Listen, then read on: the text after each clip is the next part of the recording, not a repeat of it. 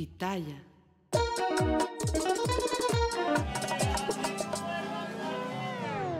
Bueno, bienvenidos a este Sin Rodeo muy especial. Hoy tengo una invitada, bueno, pues tengo cualquier problema legal, ella me ayuda, Mariel Colón Miró. Se hizo muy famosa este año, una de las más famosas porque fue la que representó al Chapo Guzmán en todo su caso de Nueva York y en todo. Bienvenida, muchas gracias. La primera pregunta que te hago es, bueno, como has estudiado toda la vida para hacer cosas legales, no sé si igual fue un sueño hecho realidad que alguien de ese calibre te llamara o cuando pasó te dio miedo. Mira, yo, Maris, cuando me llaman, fue el mismo Chapo, el mismo Guzmán, quien me pide, ¿verdad? Ser parte de su equipo legal. Yo lo vi como una oportunidad profesional inmediata. Como abogado criminalista, y puedo hablarte de mis colegas, uno pasa 20, 30, 35 años trabajando para llegar, para que al fin algún día de tu vida te toque el caso, ¿verdad? De tu vida. Y el hecho de que el caso de mi vida, el que hizo mi carrera, fue mi primer caso justo luego egresada de la Escuela de Derecho, para mí fue una bendición y claro que iba a saltar a la oportunidad. Así que para mí fue un privilegio. ¿Lo conocías a él? No, no lo conocía. ¿Y cómo llegó a ti? Llega a mí, yo en el caso siendo paralegal.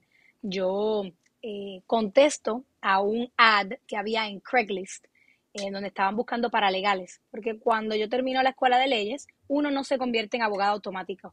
Uno tiene que pasar, ¿verdad?, por la reválida, revalidar, sentarse, tomar el examen, y unos meses luego es que te dicen si pasas el examen o no, y si pues ya eventualmente, pues, ¿verdad?, te juramentan para ser abogado o no.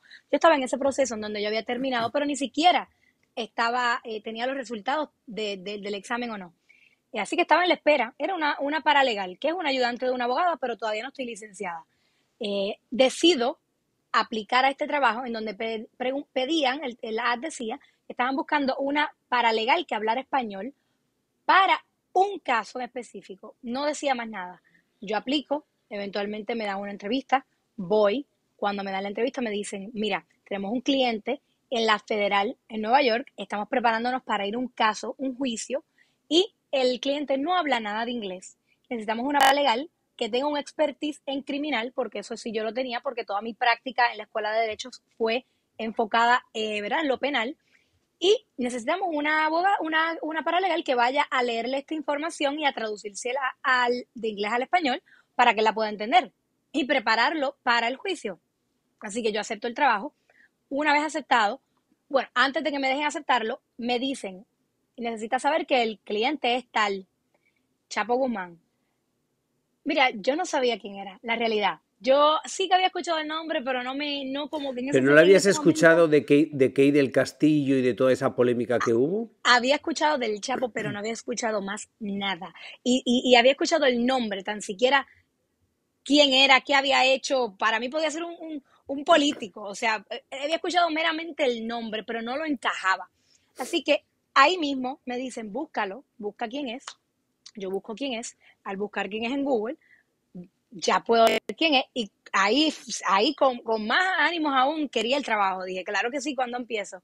¿Por qué? Porque vuelvo y te digo, lo vi como una oportunidad de trabajo. Para alguien que le apasiona las leyes criminales y quiere ser penalista, es una oportunidad grandísima. Es una oportunidad Tu familia, cuando se lo dijiste a tu familia, se quedaron en shock. Yo me hubiera quedado en shock. A mí, si alguien de mi claro, familia me lo dice, yo me quedo en shock. claro, toda la familia obviamente se quedó en shock.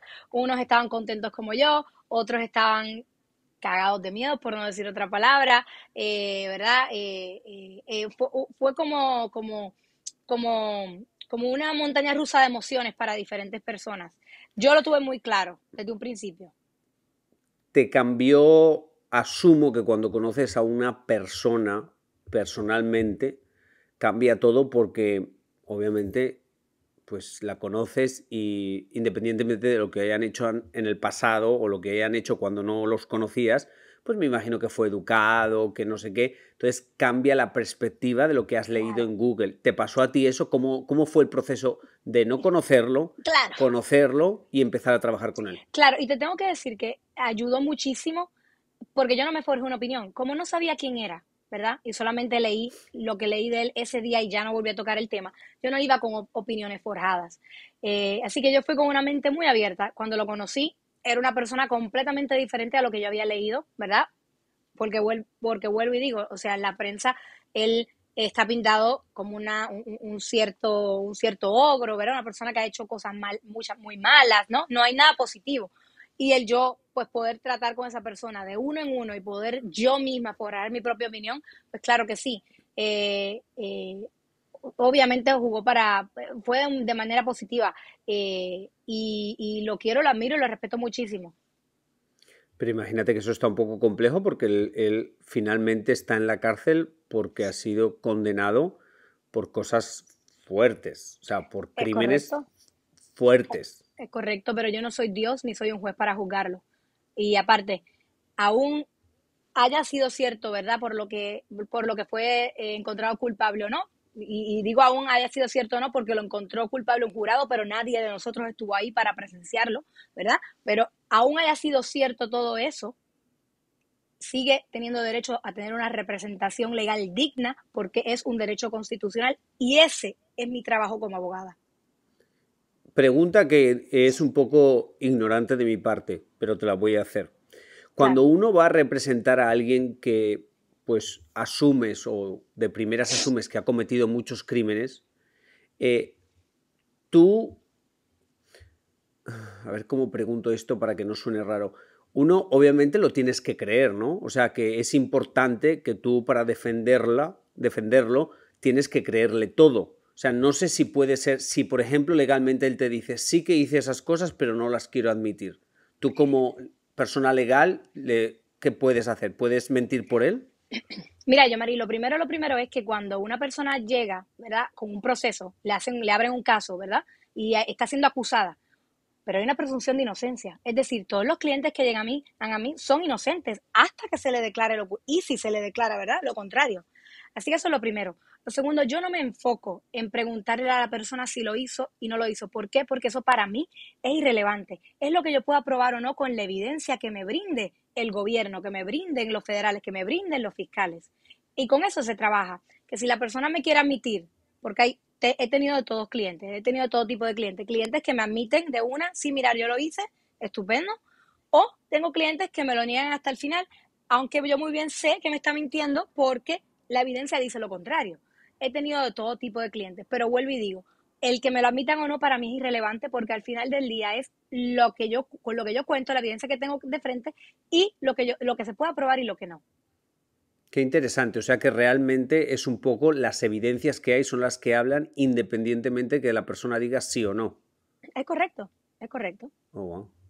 Sí, sí. Obviamente en ese caso se hizo muy conocida la que era su esposa, la mamá de sus niñas, Emma Sigue siendo su Coronel, esposa. Sí, sigue siendo su su esposa. esposa. Asumo que tienes una buena relación con ella, creo que también la has Claro, representado. claro, ella es mi cliente y también es mi amiga, correcto.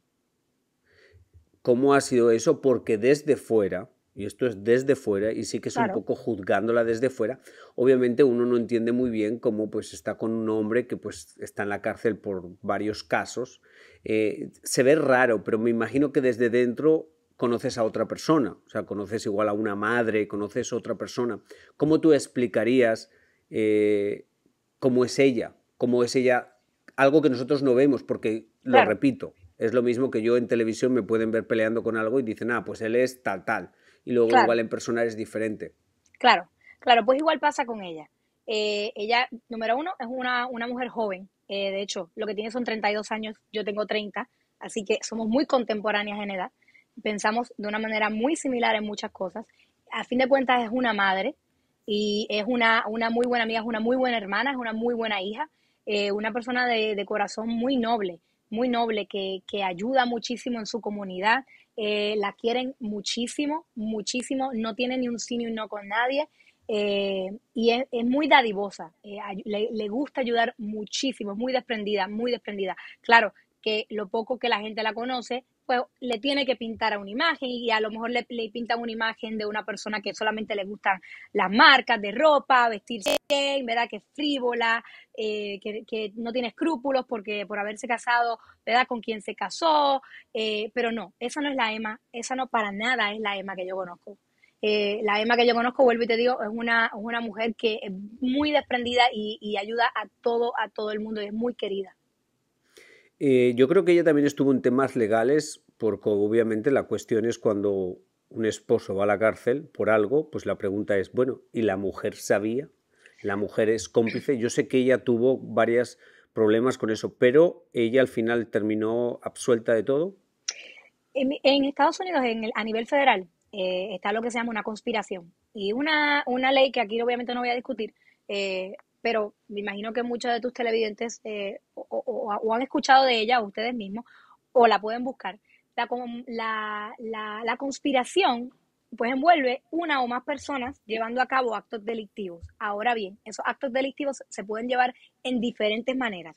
Por ejemplo, una persona puede ser parte de una conspiración sin tan siquiera haber llevado 1 kilo de algo, de droga, de lo que fuera, sin tan siquiera nunca haber tocado o visto una droga, pero porque manejó el coche, ¿verdad? Que de los que fueron a recoger el dinero, o manejó simplemente el avión, o cualquier tipo de cosa, ¿verdad? O simplemente llevó un dinero de punto A a punto B, pues ya es parte de esa conspiración.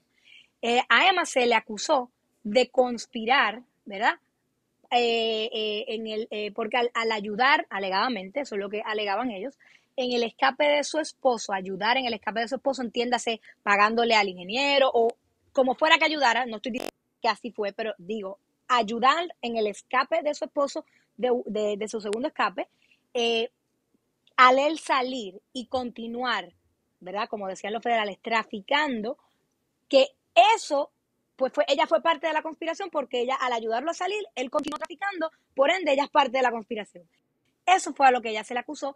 Ella decidió declararse culpable porque en Estados Unidos, pues, si tú te declaras culpable, no es un delito de agresión, ¿verdad? No es un delito fuerte. Tienes unos beneficios y ser tu primer delito. Y entonces ella pues decide declararse culpable para poder entonces tener esos privilegios por haberse, ¿verdad? Asumido su responsabilidad, que fue lo que hizo, asumir su responsabilidad. Y pues por eso tuvo un beneficio de poder entonces tener una sentencia más baja. Ojo, no estoy diciendo que cooperó en contra de nadie, estoy diciendo que se declaró culpable y admitió su responsabilidad. Hay que dejar esto muy claro porque he tenido, ¿verdad? En el pasado lo malinterpretan de otra manera y por eso hago la salvedad. Entonces tiene que cumplir algo, arresto Es domiciliario o correcto, algo. a ella la sentenciaron a 3 años en la federal, está ahora mismo cumpliendo su tiempo, pero ya sale para el año que viene, porque aunque la sentencian a 3 años, hay unos créditos, ¿verdad? Por el tiempo que ella había estado presa en lo que se veía su caso, eso se descuenta. En Estados Unidos tú haces el 85% de la sentencia, ya ahí le baja, y luego otros créditos por ella, pues ser ciudadana americana, cualifica para lo que se llama el halfway house, eso le baja otros 6 meses. A fin de cuentas, con todos esos créditos va a salir para verano de este año, del año 2023. Wow. Después de este caso tan grande, ¿qué es lo siguiente que te gustaría? ¿Qué es lo que siguiente? Porque he visto que en tu Instagram ha cambiado tu imagen, ha cambiado todo. Sí, Yo sí, ya te sí. veo cantante, yo digo, yo te veo ya artista. Esas fotos últimas que has puesto, ya estás de artista. Ya, pues, mira, este año la realidad ha sido un muy buen año para mí. Y lo digo, como todos los años, ha sido un año lleno de muchos retos y de muchas experiencias. Pero este en particular ha sido un año de muchas experiencias profesionales. Me estoy ampliando muchísimo en el ámbito profesional. Recientemente comencé a manejar un artista del género urbano, se llama Meki, es de España. Yo misma comencé a cantar y a explorar otras de mis pasiones que las tenía guardadas.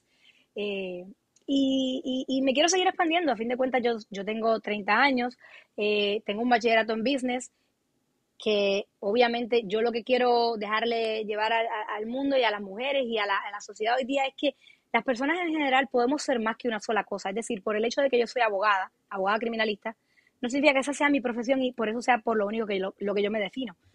Tengo muchas más cosas en las que soy buena. No por el simple hecho de ser abogada, no puedo ser otra cosa. Y eso es a lo que me he dedicado este año. También tuve una cirugía en donde cambió mi imagen muchísimo. Hice una cirugía bariátrica porque estaba muy sobrepeso y me estaba afectando a la Oh, salud. ese es el cambio, ese es el cambio. Correcto, correcto. Y de ahí, de ese cambio personal, físico, emocional, pues han entonces surgido estas otras etapas de mi vida y estos nuevos comienzos.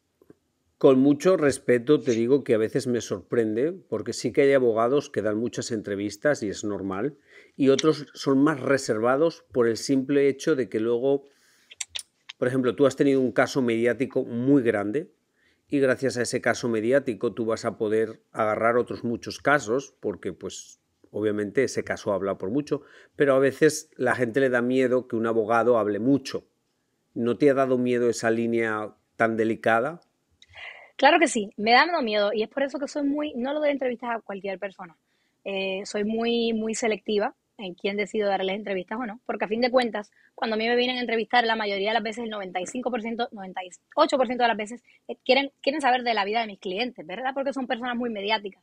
Y no es lo mismo sentarme yo aquí a hablar acerca de mi vida, te puedo decir muchas cosas más, pero yo tengo que respetar cuando estoy hablando de la vida de otras personas. Y sí, es por eso que yo sí doy las entrevistas, pero soy muy selectiva en cuanto a con quién me siento a hablar acerca de estos temas. Entonces, ¿no te da miedo que los clientes te vean y digan, uy, ella puede contar? No, para nada, para nada. Hay algo que se llama la confidencialidad entre abogado y cliente, que curiosamente hice un video hace poco en Instagram explicando un video jocoso. Eh, y ellos están muy claros que yo obviamente no voy a violar nunca ese privilegio. De lo que yo hablo contigo y con todas las personas que me entrevistan acerca del tema que tenga que ver con mis clientes es de cosas que son públicas, es decir, todo el mundo lo sabe. Y aunque no la sepan porque no se hablan, pueden ir a un doquete legal y buscarlas, porque eso es público, e informar la realidad desde una perspectiva diferente acerca de la situación de mis clientes. Pero más allá de eso, su vida personal, de que si lo hizo o no lo hizo, no, eso nunca me vas a escuchar hablando de eso, porque eso es confidencial. Yo no sé si estás un poquito al tanto del caso de Rafi Pina y Nati Natasha, que Rafi está en la cárcel, pero obviamente, como otros muchos, y está en todo su derecho, va a apelar, y ¿Eso me es he dado así? cuenta que muchos apelan buscando un fallo en el sistema. Entonces, Correcto. voy a decir lo que pienso que es y tú me ayudas un poco con eso, porque el otro día con Pablo Live creo que intentaron los abogados hacer lo mismo, buscar en el juicio un fallo. Por ejemplo, alguien me explicaba, un fallo puede ser que él tenía que llegar a las 4 de la tarde para estar bien y llegó a las 8 y lo entrevistaron a una hora que no era y él estaba cansado y como estaba cansado no pudo justificarlo y eso es un fallo y por eso se puede cancelar un juicio y comenzar. Y a mí me parecía como de verdad y me dice sí. Entonces eso es muy común, buscar un fallo en el juicio, un fallo y apelar. Claro. Todos buscamos un fallo en el juicio para la apelación. De hecho, ese es el propósito como tal de una apelación, ver en dónde el juez falló o donde fiscalía falló. Ahora, no puede ser cualquier tipo de falla o de error. Tiene que ser un error que si ese error no hubiera pasado, el resultado hubiera sido diferente. ¿Ok? Y eso ahí es donde fallan la mayoría de las apelaciones. Porque fallos van a haber siempre. Fallos hay muchísimos porque los juicios no son perfectos. Pero tiene que ser un tipo de fallo que si no hubiera, no, el juez no hubiera cometido ese fallo, fiscalía no hubiera cometido ese fallo, hubiera dado un resultado diferente. Te voy a poner un ejemplo. Nosotros en el caso del señor Guzmán, apelamos. Dos de los puntos más grandes del fallo, el primero fue la conducta del jurado. El jurado, que de verdad está compuesto por personas como tú y como corrientes, bueno, no como yo soy abogada, pero corrientes que no tienen nada que ver con leyes, van y se sientan y son quienes determinan si le voy a creer esta historia o no, ¿verdad? Y a quién le voy a creer. Bueno, pues hay una regla muy importante y es que mientras hay un juicio, especialmente un juicio mediático, el jurado no se puede dejar llevar por evidencia que sea fuera de las cuatro paredes del juicio, es decir, artículos de periódico, cuentas de TikTok o de Instagram o de Twitter de reporteros, opiniones de otros. No, ¿por qué? Porque el punto aquí es que no se le contaminen la cabeza con otras opiniones externas y puedan decidir, ¿verdad? De manera justa e imparcial. Bueno, en el juicio del señor Guzmán, lo admitieron los jurados, no se abstuvieron de ver la evidencia. De hecho, días después de Guzmán haber sido encontrado culpable, salió en anonimato uno de los jurados, de los miembros del jurado, en el periódico Vice News, en anonimato, a decir que ellos no se habían abstenido de ver la evidencia, de ver la prensa, que vieron la prensa durante todo el juicio. Incluso hasta dijo que uno traía un iWatch y las veía en su break mientras estaban, ¿verdad?, juzgando a otro. Es decir, estaban cometiendo crímenes mientras estaban juzgando a otro por cometer crímenes. Nosotros apelamos que eso, error tan grande, ameritaba un nuevo juicio. ¿Por qué? Porque pues se contaminaron, es decir, no se dejaron llevar solamente por la evidencia dentro del juicio, sino se dejaron llevar por opiniones personales que eran de afuera. Últimamente, y obviamente aquí no estamos de acuerdo nosotros, pero la Corte decidió que eso no era un error que hubiera cambiado el resultado del juicio. Primero digo, si admiten que es un error, pero no que hubiera cambiado el resultado del juicio, y nos niegan la apelación. Hubo otras cosas que nosotros apelamos, ¿verdad?, en cuanto a errores, pero te digo ese para que ese es el más fácil de entender y el Sí, más porque alarmante. suena algo claro que obviamente si alguien tiene diferentes opiniones de fuera, claro, puede cambiar un poco como Claro, piensas. Ok, claro. entonces sí que o sea, me doy cuenta que es un recurso común que se usa buscar los fallos para intentar hacer un segundo Es un juicio. recurso común. Lamentablemente lo que no es común es que te lo aprueben, ¿no? Que estén en acuerdo contigo que ese error en particular que tú estás alegando es un error que hubiera cambiado el resultado. Y ese es el Eh, problema. Cuando te llaman para un caso, ¿qué cosas raras te han pedido? O sea, ¿qué cosas raras han pedido que los defiendas que tú te quedas como, ¿really? Mira, nada ha sido raro. Hay crímenes en los que pues son un poco más fuertes que otros, ¿verdad? Crímenes que tienen que ver con niños, con ancianos, ¿verdad? Con pornografía infantil. Son unos crímenes un poco más eh, eh, incómodos, pero aún así yo defiendo todo tipo de crimen. No he podido decir todavía, mira, este es un caso que no pude hacerlo. Entiendo, yo no, lo que pasa es que yo tengo la habilidad, y no todo el mundo lo tiene, por eso no todo el mundo es abogado criminalista, de separar lo que Mariel personalmente pueda pensar de algo a lo que es Mariel la abogada, que está cumpliendo, número uno, con un servicio, y número dos, defendiendo a alguien porque tiene un derecho constitucional. Entonces, todavía no he encontrado, no he dicho, wow, esto es muy loco, no lo puedo hacer. Pero sí tengo clientes que tienen unas personalidades, pues, que a veces, digamos, pueden ser un poco exigentes, un poco locas, un poco cómicas. Eso sí, no puedo entrar en esos detalles porque ahí sí estaría, obviamente, pues, violando la confidencialidad. ¿Crees que ha subido la criminalidad? ¿Crees que estamos en un punto en la historia?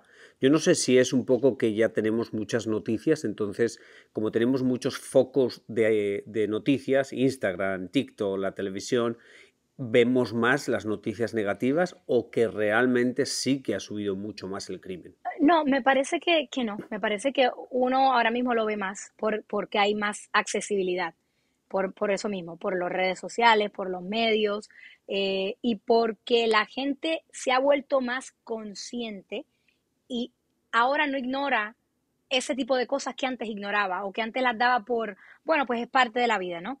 Ahora se han atrevido a levantarse y a abrir la voz y decir, no, sabes que esto está mal, o esto pasó, esto no debió haber sido así. Y yo creo que más bien es eso, pero el hecho de que la criminalidad haya subido, la criminalidad siempre ha existido. Lo que pasa es que ahora la vemos más.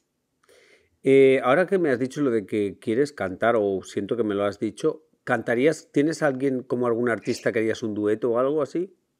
Bueno, tengo artistas favoritos, pero ¿Quién? así de que diga, bueno, me encanta mucho El Gatañón y Ana Gabriel, son de mis favoritas, diría yo, si no mis favoritas. Y me encantaría, claro que sí, poder hacer algo O con sea, que eres alguna de más, ellas. tú cantarías más, ¿tú eres de origen dominicano? Puertorriqueño. Puertorriqueño. ¿Cantarías salsa? Cantaría salsa, cantaría merengue y cantaría balada. Me gusta No, pero muchísimo la yo te balada. voy a decir el titular. I'm sorry, pero no quiero asustarte. Pero el titular va a ser este. La abogada del Chapo Guzmán lanza su primer canción y es salsa.